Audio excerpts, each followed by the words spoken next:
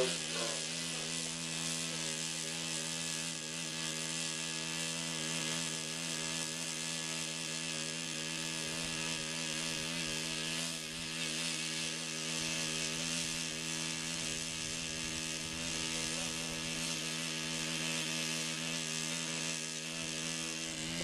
here it goes.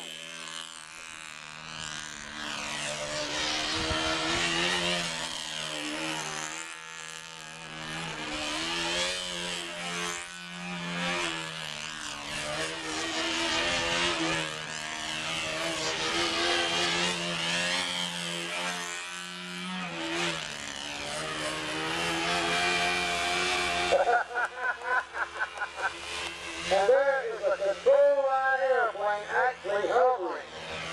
First time I've ever seen that.